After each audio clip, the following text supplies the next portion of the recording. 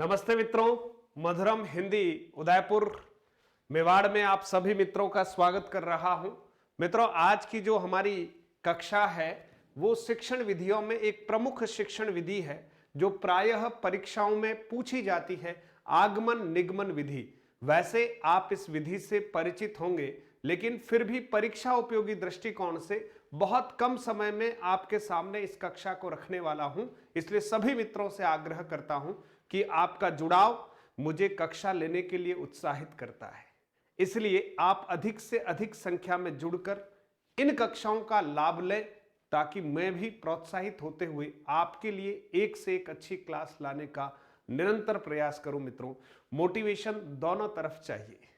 जब आप कहीं कमजोर महसूस करते हो तो मेरे शब्द आपको जागृत करेंगे, और मैं अगर कहीं पढ़ाने में कमजोर महसूस करूं तो आपके कमेंट और आपके जो लाइक शेयर हैं वो मुझे प्रोत्साहित करेंगे। इसलिए सभी मित्रों से आग्रह है कि कक्षा में जुड़ते ही आप सभी जो हैं इस कक्षा को लाइक करते हुए अपने मित्रों तक जरूर पहुंचाएं। तो आइए मित्रों, आगमन निगमन विधि के ऊपर संक्षिप्त में चर्चा करते हैं। बहुत विस्तृत कक्षा नहीं है, बस परीक्षा उपयोगी दृष्टिकोण से कुछ आवश्यक तथ्य आपके सामने रखने जा रहा हूं।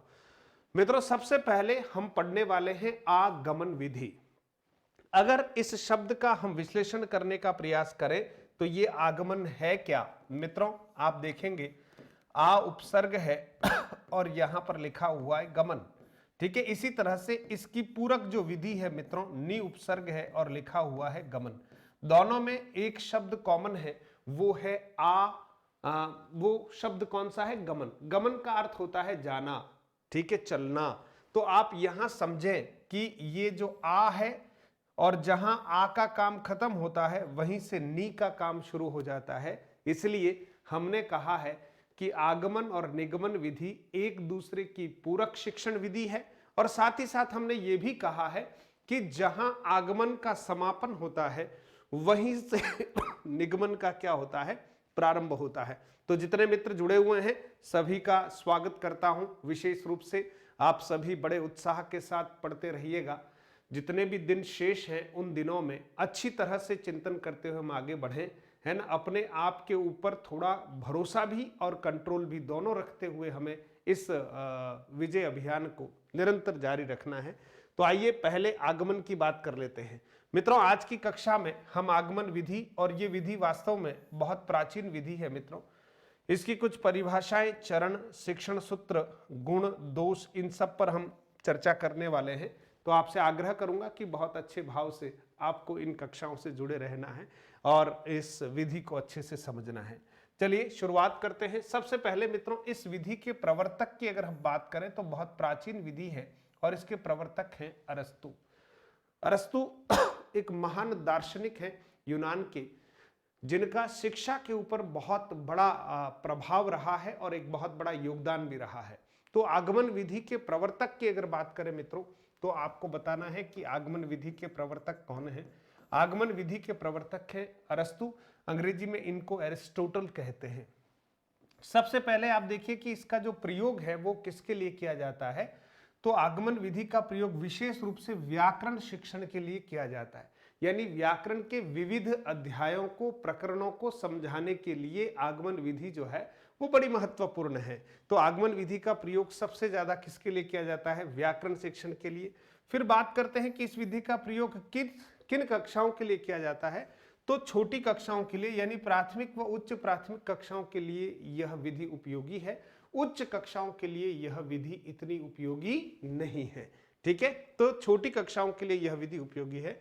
फिर देखिए, बात करते हैं वह विधि, यानी आगमन विधि आखिर कहते किसे हैं। तो आप सोचिए, एक प्रकार से यूं मान लीजिए कि बहुत सारे हम क्या करेंगे, उदाहरण देंगे, है ना, और बस फिर क्या करेंगे, उदाहरणों के बाद हमारे सामने एक निष्कर्ष जो आएगा उसको हम कहेंगे आगमन। यानी इतने सारे उदाहरणों के बाद एक निष्कर्ष पर जो हम पहुंचेंगे उस तरीके को हमने कहा आगमन विधि। तो वह विधि जिसमें अधिगम करता जो है मोटे तौर पर यहां पर कौन होता है? छात्र होते हैं। अधिगम करता किसी उदाहरण या आंकड़ों, किसी उदाहरण या आंकड़ों या तथ्यों की सहायता से, है ना, किसी उदाहरण या आंकड़ों, यहां पर आप चाहें तो बहुवचन के रूप में लिख सकते हैं किन्हीं उदाहरणों या आंकड़ों, तथ्यों की सहायता से किसी निष्कर्ष, नियम या सिद्धांत तक पहुंचता है, उसे आगमन विधि कहते हैं। यानी यहां पर आप देखिए मित्रों, बहुत सारे उदाहरण रखे जाएंगे, आंकड़े रखे जाएंगे, तथ्य रखे जाएंगे।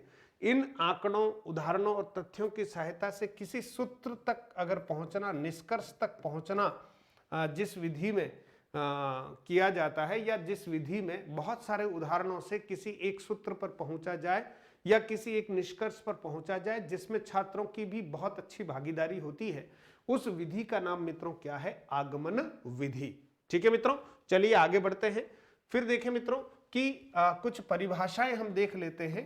परिभाषाएं, तो एक परिभाषा है मित्रों मिस्टर यंग की, उस परिभाषा को हम समझ लेते हैं। परिभाषाएं देखते हैं यंग के अनुसार। ठीक है, ओल्ड के अनुसार नहीं है, यंग के अनुसार है, ध्यान रखना। एक प्रसिद्ध शिक्षाविद है, मनोवैज्ञानिक है। किसी विधि में बालक विभिन्न स्थूल तथ्यों, स्थूल का मतलब समझना, इसमें शिक्षण सूत्रों की अगर बात की जाए तो आगमन विधि में मित्रों स्थूल से सूक्ष्म की ओर गमन किया जाता है, इस शिक्षण सूत्र का प्रयोग किया जाता है। उस स्थूल का मतलब होता है बहुत सारे उदाहरण, ठीक है, और सूक्ष्म का अर्थ होता है उन सारे उदाहरणों में से जो कॉमन बात हम निकालेंगे सूत्र के रूप में, वो है सूक्ष्म।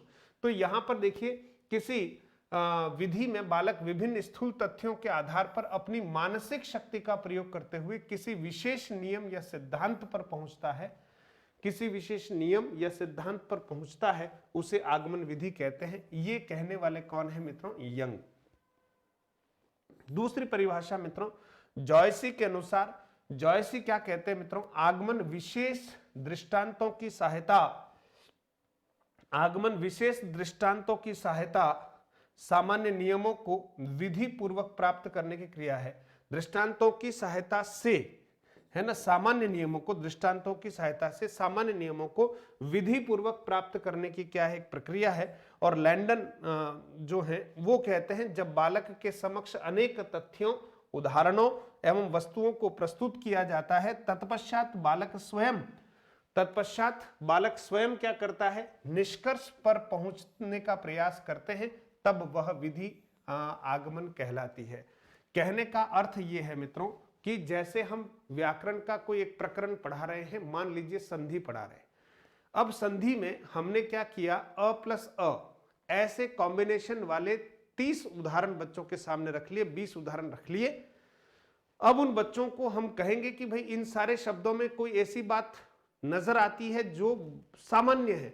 बच्चे उन सारे उदाहरणों में उस सामान्य बात को खोजते हैं, और बाद में जब वो खोजते खोजते इस बात पर आ जाते हैं कि इन सारे शब्दों में तो अ प्लस अ मिलकर क्या बनता है? आ बनता है मित्रों। तो ये जो सामान्यीकरण के द्वारा हम एक सूत्र पर पहुंचते हैं, इस प्रकार की जो विधि है मित्रों, ये आगमन विधि है। मनोवैज्ञानिक दृष्टिकोण से यह विधि जो है वो पूर्णतः मनोवैज्ञानिक है और उत्कृष्ट विधि मानी जाती है। आगमन विधि के चरण या पद, मित्रों आगमन विधि के चरण या पद बहुत महत्वपूर्ण है। परीक्षाओं में पूछे जाते हैं कि कौन कौन से चरण हैं, क्रम से भी पूछे जाते हैं, है ना, या ये भी पूछा जाता है कि कौन सा चरण है या नहीं है। तो ध्यान रखिएगा, मुख्य रूप से 4 चरण होते हैं मित्रों। कितने चरण होते हैं? 4 चरण होते हैं। पहला चरण है मित्रों उदाहरण, यानी अध्यापक द्वारा चुनिंदा उदाहरण प्रस्तुत करना। चुनिंदा कैसे? कि सारे उदाहरणों में अ प्लस अ वाला कॉम्बिनेशन हो, इस तरह के चुन चुन के उदाहरण उस बच्चे के सामने रखे जाएंगे ताकि बच्चा उसको अच्छे से क्या करे? देख पाए, समझ पाए, है ना। तो उदाहरण, अध्यापक द्वारा चुनिंदा उदाहरण प्रस्तुत। दूसरा है मित्रों निरीक्षण या तुलना, छात्रों के द्वारा निरीक्षण या तुलना की जाएगी, क्योंकि जो चुनिंदा उदाहरण शिक्षक के द्वारा प्रस्तुत किए गए उनमें खास बात क्या है, ये निरीक्षण या तुलना जो है छात्रों के द्वारा की जाएगी। फिर नियमीकरण या सामान्यीकरण, समानता के आधार पर निष्कर्ष निकालने की प्रक्रिया कि उन 30 उदाहरणों में क्या बात समान है ना, इस सामान्य बात का पता लगाने को ही हम सामान्यीकरण कहते हैं, जिसको अंग्रेजी में जनरलाइजेशन कह सकते हैं। और चौथा मित्रों कि जो हमने कॉमन बात निकाली है उसका परीक्षण करेंगे कि जो हमने बात निकाली है वो सही है या नहीं, यानी जो सूत्र हमने वहां खोजा है उस सूत्र का पुनः प्रयोग करके हम क्या करेंगे? अपने आप को संतुष्ट करेंगे मित्रों। तो इन 4 चरणों में मित्रों आगमन विधि का क्या होता है? प्रयोग होता है। उदाहरण ध्यान रखना, निरीक्षण, नियमीकरण, परीक्षण। शॉर्ट ट्रिक के माध्यम से याद रखें, उ नी स्क्वायर प, उ नी स्क्वायर प। उ का अर्थ क्या हुआ मित्रों? उदाहरण, नी का अर्थ हो गया निरीक्षण, नी का अर्थ हो गया नियमीकरण और प का अर्थ हो गया मित्रों परीक्षण। तो ये चार जो है यहाँ पर मुख्य रूप से चरण है। आशा करता हूं आपको इन चारों चरणों के बारे में थोड़ी थोड़ी जानकारी मिल गई है। फिर मित्रों आगे बढ़ते हैं, देखिएगा आगे मित्रों आगमन विधि के सूत्र क्या क्या है। ध्यान दीजिए, जो शिक्षण सूत्र होते हैं वही आगमन विधि के भी सूत्र हैं। तो आगमन विधि के सूत्रों में क्या होता है मित्रों? देखिए, सबसे पहले जो महत्वपूर्ण बात है वो है उदाहरण से नियम की ओर। वास्तव में बहुत सारे उदाहरण और उन उदाहरणों से हम किसकी ओर जाते हैं? नियम की ओर। ये है हमारा जो एक तरीका है, इस तरह से हम गमन करते हैं। ठीक है, और फिर तुलना है मित्रों, सामान्यीकरण है, नियम या सूत्र बनते हैं लास्ट में। फिर देखिए विशिष्ट से सामान्य की ओर। मित्रों जो उदाहरण है इनको हमने क्या कहा? विशिष्ट कहा। लेकिन इन सारे विशिष्ट उदाहरणों में जो कॉमन बात है उसको हमने क्या कह दिया? सामान्य कह दिया। तो विशिष्ट से सामान्य की ओर ये नियम या सूत्र जो हैं इनको हम सामान्य कहते हैं। ये जनरल बात है ना? उन सारे उदाहरणों में ये जनरल बात थी, सामान्य बात थी। फिर स्थूल से सूक्ष्म की और क्योंकि मित्रों उदाहरण जो है इनकी संख्या ज्यादा होती है तो इनको हम स्थूल मानते हैं। क्या मानते हैं? स्थूल मानते हैं। और ये जो नियम या सूत्र है मित्रों ये तो बहुत छोटे से होते हैं, इसलिए इसको हम सूक्ष्म कहते हैं। ठीक है, क्योंकि उदाहरण तो 30 थे लेकिन सूत्र हमने बनाया अ प्लस अ इज इक्वल टू आ, तो ये बहुत सूक्ष्म होता है। तो ध्यान रखिएगा, बहुत महत्वपूर्ण परीक्षाओं में आता है उदाहरण से नियम की ओर, दूसरा है मित्रों विशिष्ट से सामान्य की ओर, और तीसरा है स्थूल से सूक्ष्म की ओर। मित्रों आपको तो बस कक्षाओं पर ध्यान देना है मित्रों, थंबनेल अट्रैक्टिव है या नहीं है ना, और चीजें क्या है नहीं है, इन सब डेकोरम पर ज्यादा ध्यान देने की आवश्यकता नहीं है मित्रों। सफल होने के लिए कंटेंट चाहिए, और मेरा प्रयास है कि मैं आपको बस संक्षिप्त रूप में, बहुत उलझाने वाला कंटेंट देने की आवश्यकता नहीं है। पहले से ही मैं स्लाइड प्रिपेयर करके आपके लिए इसलिए रखता हूं कि कम समय में आप तक पहुंच जाए। बाकी इसी बात को कहने में हो सकता है कि मुझे 10 मिनट लगे, जो मैंने केवल 3-4 मिनट में अपनी बात को पूरा कर दिया है, 2 मिनट में। चलिए आगे बढ़ते हैं। फिर देखिए मित्रों ज्ञात से अज्ञात की ओर ध्यान रखना। अगला जो सूत्र है वो क्या है? ज्ञात से अज्ञात की ओर। जो चुनिंदा उदाहरण है मित्रों वो हमें ज्ञात है कि इन सब में अ प्लस अ है, शिक्षक को ज्ञात है, उससे अज्ञात की ओर हम बच्चों को ले जाएंगे कि इसमें अब आप निरीक्षण करो कि वास्तव में कॉमन बात कौन सी है। तो ज्ञात उदाहरण होते हैं, सूत्र जो है वो ज्ञात होते हैं, इसलिए ज्ञात से अज्ञात की ओर जाते हैं। ठीक है मित्रों, फिर है प्रत्यक्ष से प्रमाण की ओर। उदाहरणों को हम प्रत्यक्ष मानते हैं, सामने दिखाई दे रहे हैं, और उसमें से फिर हम प्रमाण की ओर जाएंगे, यानी सूत्र की ओर जाएंगे कि वो ठीक है या नहीं है। मूर्त से अमूर्त की ओर। मूर्त का मतलब होता है सामने दिखना। तो एक विद्यार्थी को सामने क्या दिखेंगे? चुनिंदा उदाहरण दिखेंगे, उसके भीतर जो बात है उसको हमें खोज कर निकालना है, वो अमूर्त है मित्रों। और दूसरा अगला है विश्लेषण से संश्लेषण की ओर। विश्लेषण से किधर जाएंगे मित्रों? संश्लेषण की ओर जाएंगे। तो आप यहां देखिएगा विश्लेषण क्या है। विश्लेषण से संश्लेषण की ओर की अगर हम बात करते हैं तो विश्लेषण है मित्रों यहां पर जो उदाहरण है 20-30 वो विश्लेषण है, बड़े हैं, विस्तारित हैं, वो फिर संश्लेषण की ओर हम जा सकते हैं। तो संश्लेषण का अर्थ हो गया मित्रों सूत्र। संश्लेषण का अर्थ क्या हो गया? सूत्र हो गया। तो मुख्य रूप से 7 आपके सामने सूत्र रखे हैं। पहला कौन सा है? उदाहरण से नियम की ओर। दूसरा कौन सा है? विशिष्ट से सामान्य की ओर। ध्यान रखना, स्थूल से सूक्ष्म की ओर बहुत डायग्राम के द्वारा भी आपको समझा दिया है। फिर मित्रों ज्ञात से अज्ञात की ओर, प्रत्यक्ष से प्रमाण की ओर, मूर्त से अमूर्त की ओर, विश्लेषण से संश्लेषण की ओर। अब मित्रों इसमें इसके प्रमुख गुण क्या है? वैसे बहुत सरल सी विधि है। एक तो चरण का ध्यान रखना है मित्रों। सबसे पहले उदाहरण प्रस्तुत करेंगे, जैसे हम कक्षा में गए, शिक्षक ने चुनिंदा उदाहरणों को प्रस्तुत किया। ठीक है, उन चुनिंदा उदाहरणों को प्रस्तुत करने के बाद छात्रों से आग्रह किया गया कि अब आप इसमें से क्या करेंगे? आप निरीक्षण करें, सारे अच्छे से उन उदाहरणों का निरीक्षण करें, हमने जो संधि विच्छेद किया उसका भी निरीक्षण करें, और फिर निरीक्षण करने के बाद हम करेंगे कि सामान्यीकरण, इन सब में से जो सामान्य बात है उसकी खोज करें। और जब हमें वो सामान्य बात पता चल जाती है तो फिर कुछ उदाहरणों के द्वारा उसका हमें क्या करना चाहिए? परीक्षण करना चाहिए कि जिस बात की खोज हमने की वो सही है या नहीं है। ये हमारे चरण है। तो फिर कुछ विशेषताएं भी हैं, आगमन विधि की कुछ विशेषताएं हैं। तो कौन कौन सी? सबसे पहले तो मित्रों यह मनोवैज्ञानिक विधि है ना, यह मनोवैज्ञानिक विधि है। दूसरा है इससे प्राप्त ज्ञान स्थायी होता है। इससे जो ज्ञान प्राप्त होता है, अधिगम जो होता है वो स्थायी होता है। बालक की खोजी प्रवृत्ति को जागृत करती है। और ये जो विधि है बालक की खोजी प्रवृत्ति को जागृत करती, क्योंकि उन उदाहरणों में से वो कॉमन बात को खोजने का प्रयास करता है, तो खोजी प्रवृत्ति को जागृत करती है। छात्रों में निरीक्षण व तुलना करने की शक्ति का क्या होता है? विकास होता है। जब हमने कहा कि इसका निरीक्षण कीजिए, तो बच्चे में भी निरीक्षण शक्ति का क्या होने वाला है मित्रों? विकास होने वाला है। तो ये एक इसकी पॉजिटिव क्वालिटी है। छोटी कक्षाओं के लिए सर्वाधिक उपयुक्त है, क्योंकि बड़ी कक्षाओं में इतना समय नहीं मिलता है और इतना जो है समय लगा के हम सूत्र बनाए करें, इसमें समय ज्यादा खराब होता है। तो छोटी कक्षाओं के लिए ये सर्वाधिक है, उच्च कक्षाओं के लिए इतनी उपयोगी नहीं है। फिर मित्रों, तर्क, निर्णय एवं विचार शक्ति का विकास होता है। छात्र जब स्वयं खोज करते हैं मित्रों, तो तर्क शक्ति का, विचार शक्ति का उनमें विकास होना स्वाभाविक है। तो यह विधि बड़ी उपयोगी है इस संदर्भ में। और फिर मित्रों, सूक्ष्म बुद्धि व सूझ के विकास में सहायक है। सूक्ष्म बुद्धि व सूझबूझ के विकास में सहायक है। छात्र इस विधि में सक्रिय रहते हैं। छात्र जो है इस विधि में सक्रिय रहते हैं, स्वयं निष्कर्ष निकालते हैं, अर्थात करके सीखते हैं। फिर व्याकरण शिक्षण के लिए सर्वाधिक उपयुक्त है। और उदाहरणों की प्रस्तुति से नियमों की स्थापना, उदाहरणों की प्रस्तुति से नियमों की क्या है मित्रों? स्थापना। तो उदाहरणों की प्रस्तुति से नियमों की स्थापना की जा सकती है। ये इसकी कुछ पॉजिटिव क्वालिटीज हैं, विशेषताएं हैं। जहां विशेषताएं होती है वहां कुछ दोष भी होते हैं मित्रों। तो आगमन विधि के कुछ दोष हैं, उन पर भी हम चर्चा कर लेते हैं। कोई ज्यादा दोष नहीं है, इस विधि में समय अधिक लगता है। अब ठीक है, समझ विकसित करने के लिए कुछ समय अधिक लगता है, तो लगता है बड़ी कक्षाओं के लिए उपयोगी नहीं है। छोटी कक्षाओं के लिए उपयोगी है, बड़ी कक्षाओं के लिए उपयोगी नहीं है।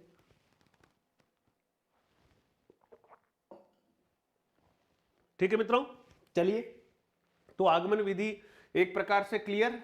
कोई डाउट हो तो आप कमेंट जरूर करिएगा, क्योंकि आपके कमेंट जो है वो जीवंत रखते हैं आपकी कक्षाओं को। मित्रों, बहुत भाग्यशाली हो आप, इसमें कोई दोहरा नहीं है। आज के इस समय में आपके लिए बहुत सारे प्रयास अनेक मित्र करते हैं, चाहे मैं पढ़ाऊं या अन्य कोई मित्र पढ़ाए, वो कोशिश अपनी ओर से पूरी करता है। और इस ऑनलाइन की दुनिया में जब कोशिश की जाती है मित्रों, तो इसका रिटर्न बहुत कम मिलता है। तो हम बिना रिटर्न की परवाह किए हुए आपको अच्छा कंटेंट देने का प्रयास करते हैं। प्रश्नोत्तरी की कक्षाएं भी हम ला सकते हैं, प्रश्नोत्तरी बहुत सारे लोग ला रहे हैं, मैं भी ले आऊंगा, आप सोचिए। लेकिन कंटेंट कोई ज्यादा नहीं दे रहा है ना। गौरव सर को छोड़ दो, बाकी बहुत ज्यादा कोई कंटेंट नहीं दे रहा। कुछ और लोग जो हैं वो कंटेंट दे रहे हैं, बाकी ठीक है, प्रश्नोत्तरी प्रश्नोत्तरी। लेकिन दुनिया का ये दस्तूर है मित्रों कि इसमें जो लोग निस्वार्थ भाव से काम करते हैं, बस उनके लिए 2 लाइनें लिखने में हमारे विद्यार्थी कहीं न कहीं थोड़ा कंजूसी कर लेते हैं। बाकी आप सब बहुत अच्छे से इन कक्षाओं को एंजॉय करें मित्रों, नोट्स बनाएं, आपके लिए सारी सुविधाएं उपलब्ध है, आपको पीडीएफ भी उपलब्ध करा देते हैं। ठीक है, आप चाहें जैसे इसका उपयोग कर सकते हैं, आप चाहें तो वीडियो देख सकते हैं, बस आप सफल हो जाएं। हमारा ध्येय यही है, हमारी मेहनत तब सफल होगी जब आप सफल हो जाएंगे। फिर देखिए मित्रों, परिणाम निष्कर्ष हमेशा पूर्णतः सत्य नहीं होते। ये इसकी कमी है कि हर बार जो निष्कर्ष निकाले बच्चे वो सत्य ही हो, ये जरूरी नहीं है। अनुभवी या योग्य अध्यापक ही इसका प्रयोग कर सकते हैं। जो अनुभवी हैं वही इस टेक्निक से पढ़ा सकते हैं।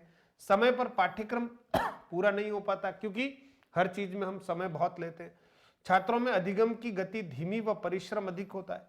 छात्रों में जो अधिगम की गति है वो धीमी है और परिश्रम अधिक होता है। अन्य नाम क्या है इसके मित्रों? तो आगमन विधि के अन्य नाम उदाहरण विधि है और विश्लेषण विधि भी आगमन विधि के ही नाम है मित्रों।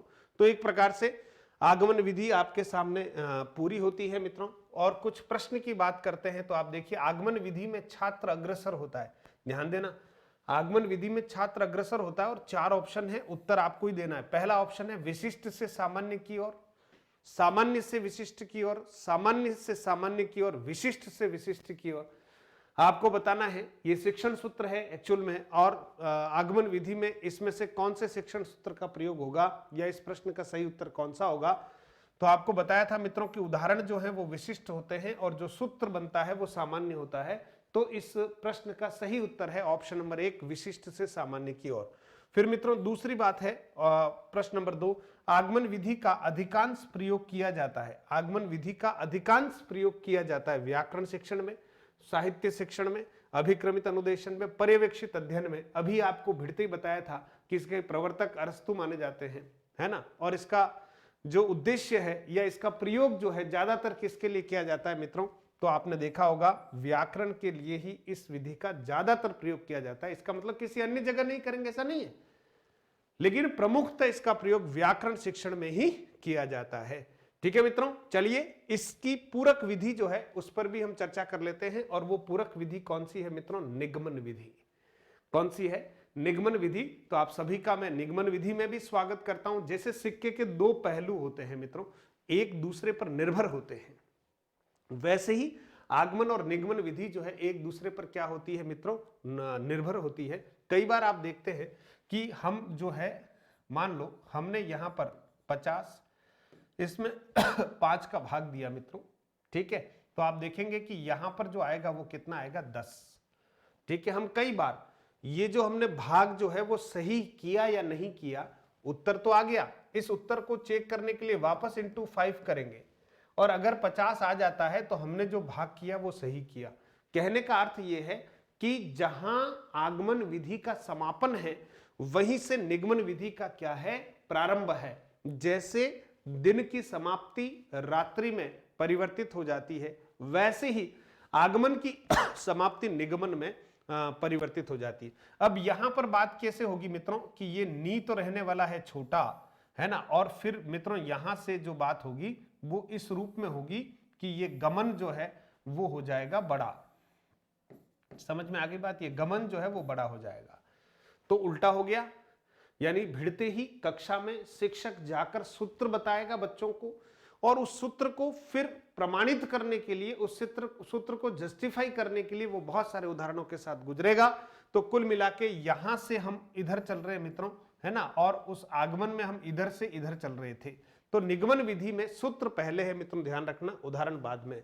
चलिए निगमन विधि के बारे में, यह आगमन विधि की विपरीत या पूरक विधि है मित्रों, जिसको निगमन विधि कहते हैं। परिभाषाएं, चरण, सूत्र, गुण, विशेषताएं, दोष, सीमाएं, इन पर आज की कक्षा में हम चर्चा करने वाले हैं।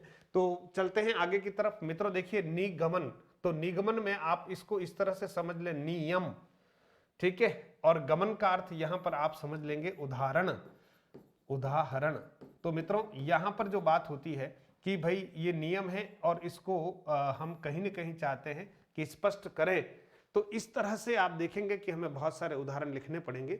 इसको हम छोटे रूप में लिख लें कि हमें नियम से उदाहरणों की तरफ चलना पड़ेगा। किधर चलना पड़ेगा, नियम से उदाहरण की तरफ चलना पड़ेगा, उदाहरण, ठीक है, नियम से उदाहरण की तरफ चलना पड़ेगा। ठीक है, चलिए ये भी प्राचीन विधि है मित्रों, ये भी प्राचीन विधि है, परंपरागत विधि है। इसके जनक भी मित्रों अरस्तु ही माने जाते हैं, और विशेषतया व्याकरण शिक्षण में इसका भी प्रयोग व्याकरण शिक्षण के लिए ही किया जाता है, और उच्च कक्षाओं के लिए प्रयुक्त है। समझना, वो निम्न कक्षाओं के लिए या छोटी कक्षाओं के लिए प्रयुक्त विधि थी, तो ये उच्च कक्षाओं के लिए प्रयुक्त विधि है। उसमें समय ज्यादा लगता है, तो इसमें समय थोड़ा कम लगता है। सबसे पहले मित्रों परिभाषाओं पर बात कर लेते हैं।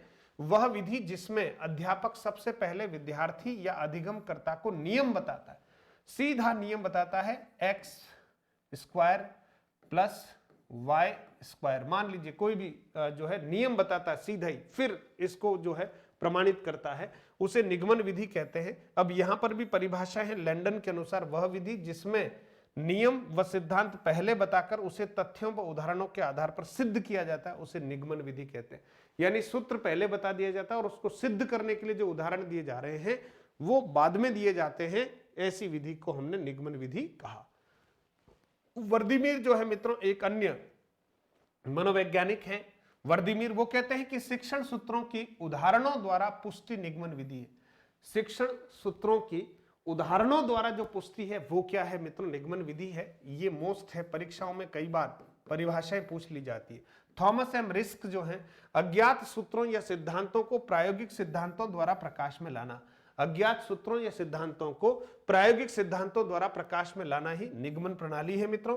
निगमन प्रणाली के रूप की अगर हम बात करें तो निगमन प्रणाली के दो रूप हैं, एक है सूत्र प्रणाली और दूसरा है पाठ्य पुस्तक प्रणाली। याद रखिएगा निगमन विधि की दो प्रणालियां हैं, एक है मित्रों सूत्र प्रणाली, दूसरी है पाठ्य पुस्तक प्रणाली, तो याद रखिएगा आप। फिर मित्रों देखिएगा सूत्र प्रणाली की अगर हम बात करते हैं तो जिसमें कोई सूत्र बताकर उदाहरण द्वारा स्पष्ट किया जाए, जिसमें कोई सूत्र बताकर क्या किया जाए मित्रों, उदाहरण द्वारा क्या किया जाए, स्पष्ट किया जाए, उदाहरण द्वारा स्पष्ट किया जाए, उसको सूत्र प्रणाली कहते हैं। पाठ्य पुस्तक प्रणाली क्या है, कोई सिद्धांत बताकर शास्त्रीय आधार पर उसकी व्याख्या की जाए। कोई सिद्धांत बताकर शास्त्रीय आधार पर उसकी हम क्या करते हैं, व्याख्या करते हैं, तो उसको पाठ्य पुस्तक प्रणाली कहते हैं। जैसे आगमन विधि के 4 पद हमने देखे थे मित्रों, वैसे ही यहां पर भी निगमन विधि के कुछ चरण या सोपान हैं, उनको अपन देखते हैं। पहला चरण जो है मित्रों, वो नियम या सिद्धांत का ज्ञान, नियम या सिद्धांत का ज्ञान, यानी इस चरण में अध्यापक द्वारा नियम सूत्र सिद्धांत बताया, अध्यापक छात्रों को नियम सूत्र या सिद्धांत बताता है, सीधा ही सूत्र बताता है। जैसे कि अब अध्यापक यहां पर जाएगा अ प्लस अ इज इक्वल टू आ, ये सीधी जाति लिख लेगा। अब इस सिद्धांत या सूत्र की पुष्टि करने के लिए वो बहुत सारे क्या करता है, उदाहरण देता है। आगमन में पहले सूत्र नहीं बताया जाता मित्रों, पहले उदाहरण दिए जाते हैं और फिर एक जनरलाइजेशन के द्वारा सूत्र का निर्माण किया जाता है। फिर मित्रों आप देखेंगे नियम या सिद्धांत का प्रयोग। अब मित्रों जो नियम बताया गया है ना, इस चरण में अध्यापक उदाहरणों व कार्य द्वारा उस नियम का प्रयोग करता है। तीसरा नियम सिद्धांत का परीक्षण, इस चरण में अधिगम करता अध्यापक द्वारा बताए गए नियम सिद्धांत का क्या करता है, परीक्षण या जांच करता है। और नंबर 4 नियम की सत्यता की पुष्टि, अध्यापक व अधिगम करता द्वारा नियम की सत्यता की क्या की जाती है, पुष्टि की जाती है। तो मित्रों यहां आपने देखिए 4 चरणों की हमने बात कर ली, तो हम सीधे सीधे कहेंगे कि ये जो निगमन विधि है मित्रों, इसके भी कितने चरण हैं, 4 चरण हैं। कितने चरण हैं मित्रों, 4 चरण हैं। पहला चरण कौन सा, नियम सिद्धांत का ज्ञान। दूसरा चरण है मित्रों नियम सिद्धांत का प्रयोग। तीसरा चरण है नियम सिद्धांत का परीक्षण। और चौथा जो हमारा पद है वो है नियम की सत्यता की पुष्टि या सिद्धांत की सत्यता की पुष्टि। तो यहां तक आप क्लियर हो चुके होंगे। बहुत सारे मित्र हमारे अभी नए जुड़ रहे हैं, उन मित्रों से आग्रह करता हूं कि इस तरह की कक्षाएं प्राप्त करने के लिए आप जो है मधुरम हिंदी यूट्यूब चैनल को सब्सक्राइब करते हुए अपने मित्रों तक इसको जरूर पहुंचाएं। आज हमारा जो मधुरम हिंदी का परिवार है मित्रों 21K का हो गया है, ठीक है, यानी मधुरम हिंदी परिवार के सदस्य जो हैं वो 21K हो गए हैं। तो आप सबको शुभकामनाएं देता हूं, इसी तरह का स्नेह बना रहे। हम कछुए की चाल से ही सही लेकिन मस्ती के साथ आगे की तरफ बढ़ते रहेंगे। बस आपसे आग्रह इतना सा करते हैं कि जो भी आपके संपर्क में आए, है ना, ये 21,000 जो हमारे परिवार के सदस्य हैं, ये चाहें तो इस कारवा को आगे बढ़ा सकते हैं। मेरी ओर से जो प्रयास है मित्रों इसी तरह का निरंतर आपके सामने रहने वाला है। निगमन विधि के शिक्षण सूत्र मित्रों बहुत मोस्ट है। आगमन विधि के शिक्षण सूत्रों का ठीक विपरीत कर देंगे तो निगमन विधि के शिक्षण सूत्र हो जाएंगे। उधर हमने कहा था उदाहरण से नियम की ओर, तो इधर कहेंगे नियम से उदाहरण की ओर, अज्ञात से ज्ञात की ओर। मित्रों इसमें ज्यादा समझने जैसा नहीं है। सामान्य से विशेष की ओर, यानी जो सूत्र है उसको सामान्य कहते हैं। जटिल से या कठिन से सरल की ओर, अमूर्त से मूर्त की ओर, सूक्ष्म से स्थूल की ओर और प्रमाण से मित्रों प्रत्यक्ष की ओर। ये कुछ शिक्षण सूत्र हैं जिनका उपयोग निगमन विधि में किया जाता है ना। फिर संश्लेषण से मित्रों विश्लेषण की ओर है। ये 8 सूत्र आपके सामने रख दिए गए हैं और इन्हीं सूत्रों को उलट दिया जाए, मान लो जैसे हमने कहा विश्लेषण से संश्लेषण की ओर, तो आगमन विधि के सूत्र हो जाएंगे। एक तरीके से याद रख लीजिए, उसका उल्टा दूसरे में हो जाएगा। फिर देखिए निगमन विधि के गुण या विशेषताएं क्या है मित्रों। आखिर निगमन विधि में भी कुछ तो गुण होंगे, है ना, तभी तो इस विधि का प्रयोग किया जा रहा है। तो सबसे पहला गुण है समय व धन की बचत होती है। दूसरा है स्मरण शक्ति का विकास होता है, क्योंकि सूत्र बच्चों को याद रखने पड़ते हैं, तो स्मरण शक्ति का विकास होता है। सूत्र की सहायता से प्रश्न या सवाल को हल करने में समय कम लगता है। पाठ्य पुस्तक में क्रमबद्धता आ जाती है, यानी पाठ्यक्रम में क्रमबद्धता आ जाती है। प्रयोग करने में सुविधाजनक व सरल है, क्योंकि खोज कम करनी है और खोजे हुए को थोड़ा स्पष्ट करना है, इसलिए प्रयोग करने में सुविधाजनक व क्या है, सरल है। फिर आगे बढ़ते हैं मित्रों। इस विधि से समय पर पाठ्यक्रम पूरा हो जाता है, क्योंकि समय कम लगता है तो पाठ्यक्रम पूरा हो जाता है। आगमन विधि में समय पर पाठ्यक्रम को पूरा करना भी जरा कठिन हो जाता है। फिर आप देखिएगा नियमों, सिद्धांतों व सूत्रों की सत्यता की जांच में आसानी। नियमों, सिद्धांतों व सूत्र की जांच में भी बड़ी आसानी रहती है। अभ्यास कार्य शीघ्रता से व आसानी से, अभ्यास का कार्य है मित्रों वो शीघ्रता से और आसानी से हो जाता है, ठीक है। और नवीन समस्याओं के समाधान में उपयोगी, जितनी भी समस्याएं हैं, है ना, उसके समाधान में जो भी नई समस्या आती है उसके समाधान में ये निगमन विधि उपयोगी होती है। और उच्च कक्षाओं के लिए उपयोगी सबसे महत्वपूर्ण बात है कि ये जो विधि है वो उच्च कक्षाओं के लिए ज्यादा उपयोगी। क्यों? क्योंकि इसमें सीधा नियम रखते हैं मित्रों, और जब नियम है और फिर बच्चों को उदाहरणों के द्वारा समझाते हैं तो छोटी कक्षा वाले बच्चे इसमें थोड़ा सा कम रुचि रख सकते हैं निगमन में, लेकिन बड़ी कक्षा वाले बच्चे जो हैं अपेक्षाकृत अधिक समझदार होते हैं और वो इस विधि के माध्यम से कम समय में अधिक पढ़ने का अभ्यास रखते हैं। मित्रों, दोष या सीमाएं, जहां मैं कहता हूं विशेषताएं हैं वहां दोष भी है। मित्रों, आप में, मेरे में, सब में विशेषताएं भी हैं और दोष भी हैं। हमने अगर किसी व्यक्ति के दोषों पर हमारा ध्यान दे दिया, मतलब समझें आप कि मैं कितना आपके लिए कर रहा हूं, आपको यही देखना है ना, मैं और क्या करना चाहता हूं इस पर भी मुझे सलाह देनी है। लेकिन आप सोचिए, कमियां सब में होती है, कुछ कमियां मेरे में भी हो सकती है, कुछ कमियां आप में भी हो सकती है, लेकिन हम कोशिश करेंगे कि कमियों पर थोड़ा सा हमारा दृष्टिकोण जो है वो कम रखें और जो अच्छाइयां हैं उन पर हमारा फोकस ज्यादा होना चाहिए। तो देखिए सीमाएं कौन कौन सी है। अमनोवैज्ञानिक विधि है, कितनी सरल सी बात कह दी, अमनोवैज्ञानिक विधि है। चलो, रटने की प्रवृत्ति पर बल है, इसमें किस पर बल दे दिया गया मित्रों? रटने की प्रवृत्ति पर बल दे दिया गया है। ठीक है, छोटी कक्षाओं के लिए उपयोगी नहीं है, ये कहा गया है कि छोटी कक्षाओं के लिए उपयोगी नहीं है। प्राप्त ज्ञान अस्थायी होता है क्योंकि रटना ज्यादा होता है इसमें, और प्राप्त ज्ञान अस्पष्ट व अस्थायी होता है, ठीक है, क्योंकि इसमें विद्यार्थी को ज्यादा मेहनत नहीं करनी पड़ती है। छात्रों में आत्मविश्वास की कमी है क्योंकि उन्होंने सूत्र को स्वयं खोजा नहीं है, और छात्र कक्षा में क्रियाशील नहीं रहते हैं क्योंकि आगमन विधि में सक्रियता ज्यादा रहती है विद्यार्थियों की, और निगमन विधि में एक तरफा ही है मित्रों, है ना, सीधा सूत्र है और शिक्षक जो है उस सूत्र को पुष्ट करने के लिए उदाहरण देते हैं। फिर देखिए मित्रों, कुछ प्रश्नों की बात करें। निगमन विधि का सूत्र नहीं है, ध्यान देना, परीक्षाओं में प्रश्न ऐसे ही आ रहे हैं।